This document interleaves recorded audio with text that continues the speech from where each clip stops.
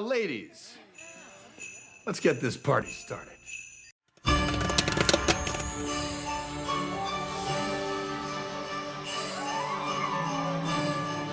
My name is Santa Claus. Excuse me. Santa Claus. Coming to town! Santa! Oh my God! Santa here? I know him. Well, nothing. We're going to give them away free. Oh, that's fantastic. How do you turn your face so red so fast? April! Where's your Christmas spirit? That's better.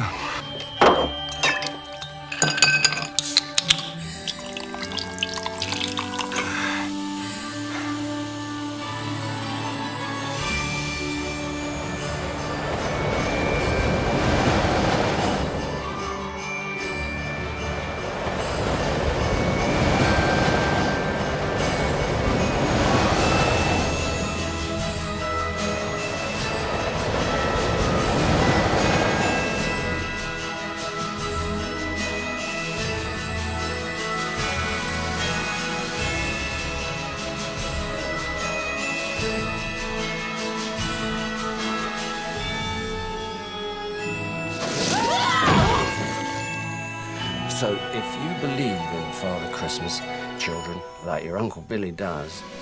You guys give up, or you're thirsty for more? Yeah, did you get everything you wanted? Almost. Almost, huh?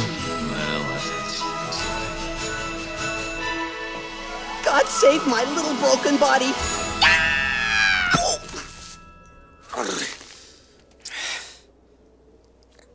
Missed. Kids today, so desensitized by movies and television. where's the Tylenol?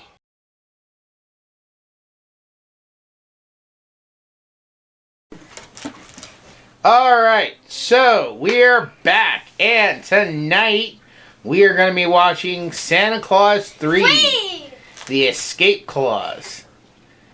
So, Cora, what do you think this movie is going to be about? I feel like, I actually changed in my guess. What? I'm actually feel like there's gonna be a Mr. Man Ice bad guy. And if you're gonna want the lines. What? Oh, you venture chill! Did you watch it at Mommy's? No, just watch the trailer. Oh, From you Oh, you remembered the trailer finally, huh? Because Because I've showed you the trailers to all these. That's why I thought for sure you were going to remember what 2 is about, but... Alright, so what are you looking forward to seeing in this one? Maybe that line. Just that line? I invented you! Are you looking forward to seeing Tim Allen come back as Santa? Yeah, why not? What about the Molinator? Yeah, just in case you don't know what the Molinator is, this is part where Santa decides to change the Tooth Fairy to the Molinator. What about the evil Santa? Well, I think they should all get coal. Well, as we saw it in the Santa Claus movie, at the end we saw the toy Santa being set as a toy. Yeah. Yeah. I like Coco. Maybe he comes back. That would be a good one if they make a 4th movie. I doubt they will, but... Maybe they're working on it right now. They made a short TV show, which is kind of like 2 movies, but... I don't know, it was not very appealing the little bit I saw of it. I was very underwhelmed. But maybe one day we'll give it a try. Yep. If anybody has seen the Santa Clauses on Disney Plus already, let me know if it gets a lot less woke. Because that is a major irritation for me. I do not like the whole wokeness.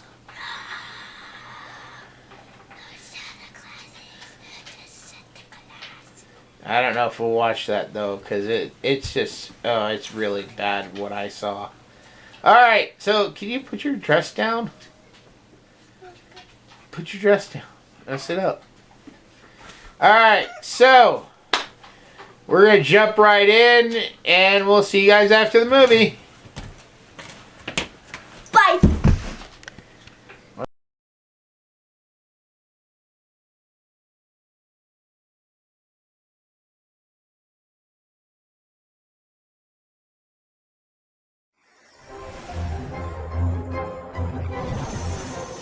The first clause. Did that change the face of the holidays? It's the Santa Claus. The second clause proposed a challenge. I've got to get married? Yes, it's Mrs. Claus. I don't think there's anyone out there who doesn't want a piece of this. This time, Christmas is getting Jack. Jack Frost. You are hereby charged with attempting to upstage Santa Claus in a manner that is both willful and malicious. Excuse me. Did you just accuse me of being skillful and delicious? I'm tired of playing second fiddle. I'm going to be Santa Claus. Jack, you gotta let this go. You get TV specials and the postage stamps and the army of toy-building yes-men. What do I get? A few runny noses and some dead citrus. This holiday season, the most powerful clause of all, The escape clause. the escape clause, The escape clause. will be triggered, sending everyone back in time. Somebody's on the roof. That coat belongs to me. And it will knock one Santa out You hit me with a shovel. and let another slip in. You tricked me. You're not Santa anymore. You're just a guy who smells like a cookie. This is so wrong. On November 3rd, We'll call Christmas Frostmas. the future of the holidays will be at stake. I've done it. What have you done? And the final chapter will begin in the greatest Santa story ever told. I'm gonna make everything good again. Walt Disney Pictures presents Tim Allen, Give me a status report. Your pants are on fire. yes they are, Martin Short, I'm Jack Frost. Oh, chill. I invented chill. Santa Claus 3, The Escape Clause. All right, so we just finished. What is it? Santa Claus. Bing! The escape clause. And why is it called the escape clause? I have no idea still. Really? Because there's a special thing he can do to undo becoming Santa Claus. That's called the escape clause.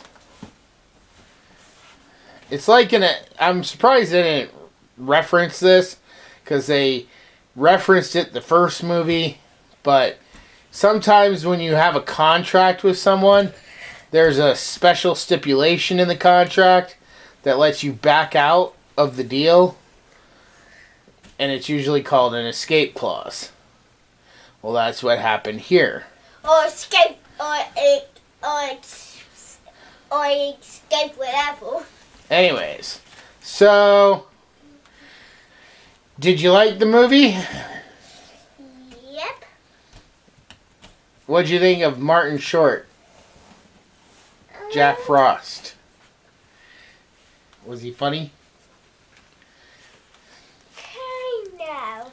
Was he a good bad guy?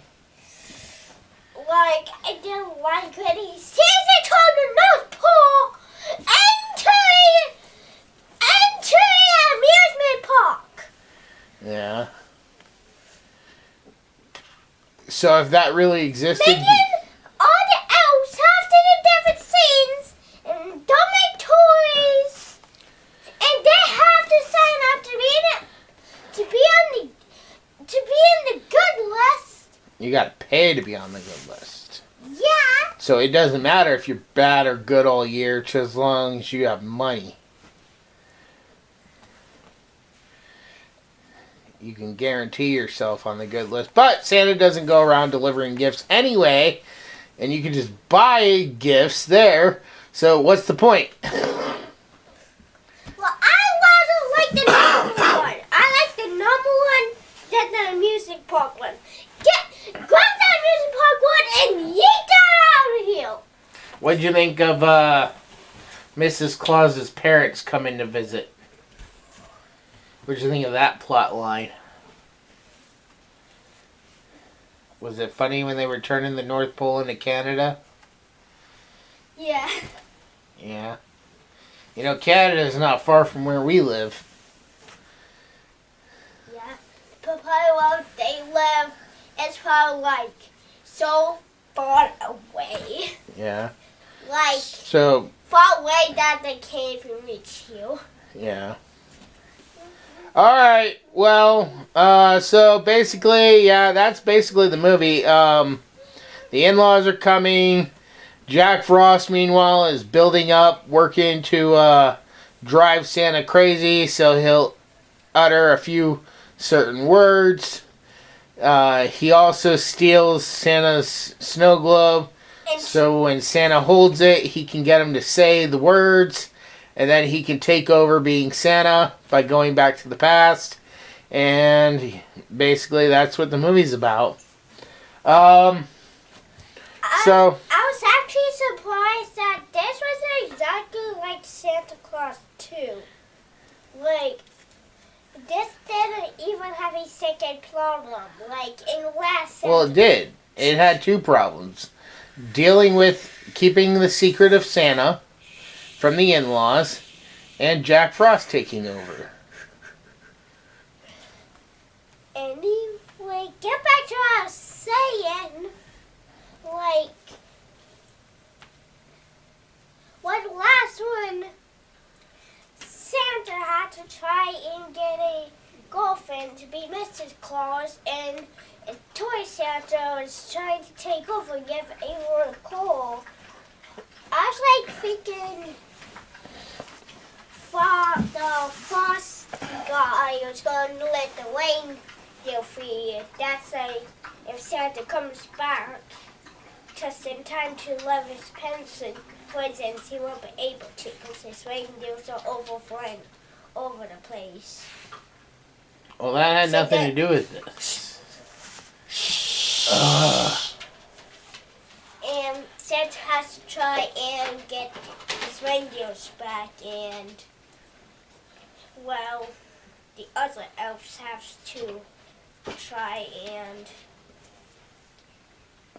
But he wasn't Santa. Stop the Frosty guy from taking over the North Pole.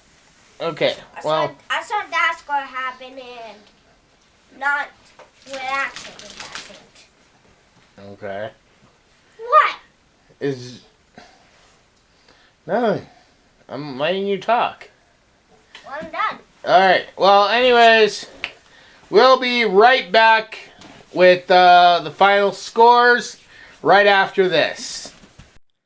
For thousands of years, the world has been protected by the Guardian of Light, or as he is more commonly known, Santa Claus. Over the centuries, factors such as fear and prejudice, greed and jealousy, misunderstandings, betrayal and war have segregated most humans from the magical world of elves, fairies, wizards, and the like. This has resulted in many misconceptions and generalizations of the true nature of Santa and his world. This 6-book series by Sean Connaughton begins as the current of a long series of guardians is murdered by a group of monstrous enemies recently escaped from an enchanted South Pole prison. These creatures are loyal to the darkness, an evil force determined to exterminate the light in order to enslave all creatures of the world. Shane Connor, an average young man, suddenly finds himself being trained as the new guardian. As he adapts to his new life among fantastic creatures, he goes on an adventurous quest with a legendary wizard for the ultimate weapon to use against the darkness, and faces murderous enemies like Rasputin, Morgana Le Fay, Krampus, and many more. Along with his best friend, Joe Gomez, Shane encounters politics, history, mysterious murders, new loves, his own hidden past, and racial dynamics among the fantasy races that turn out to be all too real.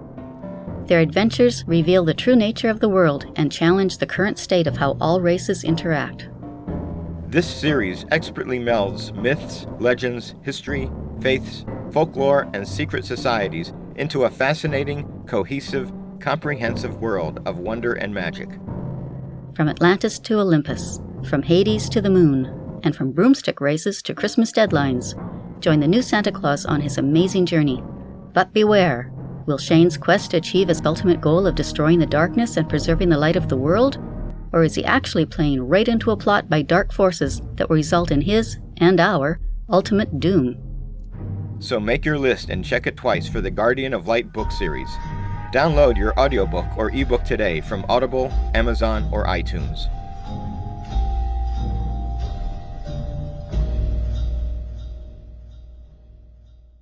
Alright, so, Cora, on a scale of 1 to 10, what would you rate Santa Claus 3, The Escape Clause?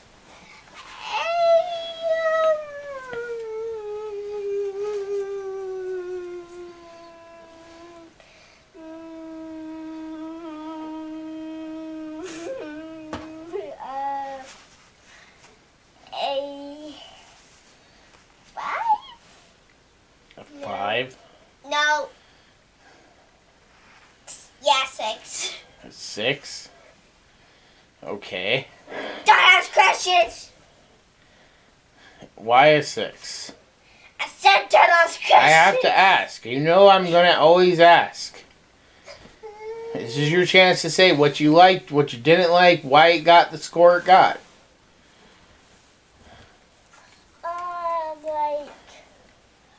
Because you were super excited to watch the movie. Some parts I did not see coming. That should be a good thing. Most people would consider that good. Like, I did not expect Santa having a whole room of snow globes. And even his. Okay. I did not expect that. Okay. And the bad part is like Oh, that was a good part. some parts I didn't like. You know, some were funny, so it's kind of good. Just kind of! Okay. Alright, well then moving on to my score. I invented you!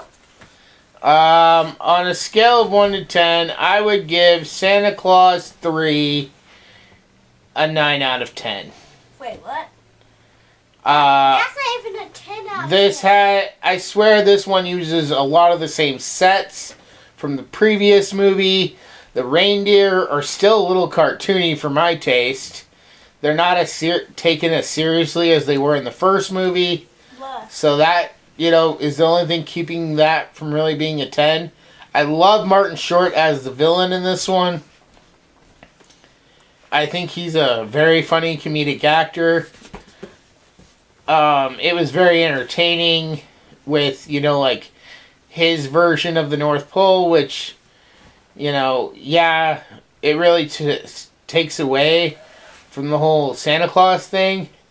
Only thing I would say that I would have liked to have seen is maybe still had him end up with the principal, maybe knowing her and talking to her beforehand could have played into like that backstory of he wanted her as his wife, so they still could have had her in the movie at that point.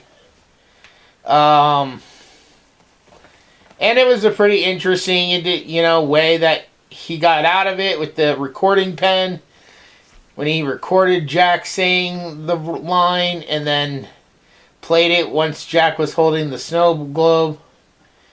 And there was also a very good mixture of the first Santa Claus movie, but a few of the scenes were played out of order. Like Santa Claus disappears in one scene, then in another scene you see Santa still laying in the snow with his arm up. So those were a little bit out of order. And also, I noticed two of those parts actually didn't even match with the first part.